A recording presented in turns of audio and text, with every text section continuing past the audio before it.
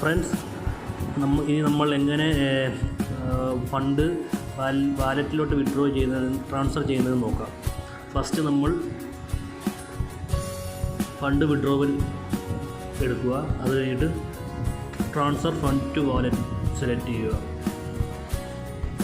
അപ്പോൾ ഇതിനകത്ത് നമുക്ക് അക്കൗണ്ട് ബാലൻസ് $29.5 ആയിട്ട് കാണാം.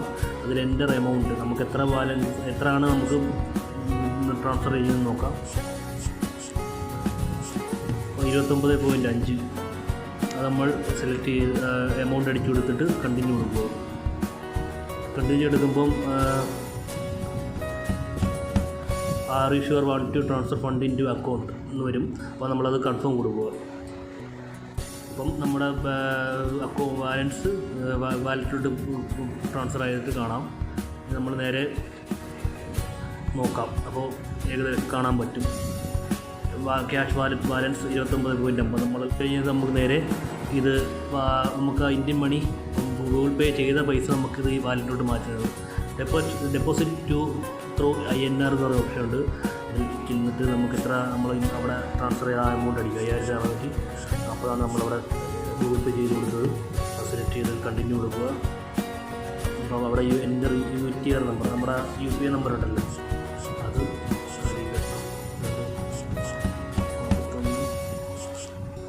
45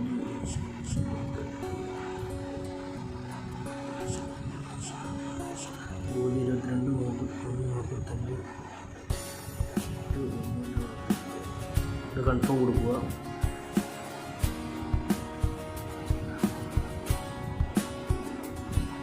നമ്മുടെ ബാലൻസ് വാലറ്റിലോട്ട് ചെല്ലുന്നതായിട്ട് കാണാൻ പറ്റും. അപ്പം ക്യാഷ് വാലറ്റ് അതിൽ $100 കാണാം.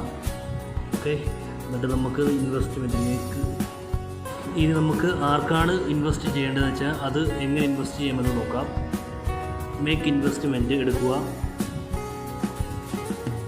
അവിടെ യൂസർ ID എന്ന് വെച്ചാൽ അവരുടെ യൂസർ BA എന്ന് പറഞ്ഞ് തുടങ്ങുന്ന നമ്പർ അത് ആഡ് ചെയ്ത് കൊടുക്കുക. BA 2774352.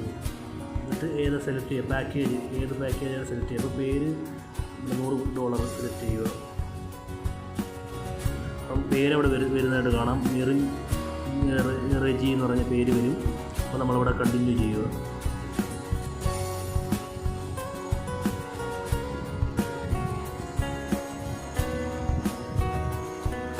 അപ്പം അത് മേക്ക് കൺഫേം പേയ്മെൻറ്റ് കൊടുക്കുക. അപ്പം അത് കംപ്ലീറ്റ് ആയിട്ടുണ്ട്. അപ്പോൾ നമ്മൾ അക്കൗണ്ട് ഓവർവ്യൂ പോയിട്ട് നമ്മുടെ വാലറ്റിലെ എമൗണ്ട് നോക്കുമ്പോൾ അത് 0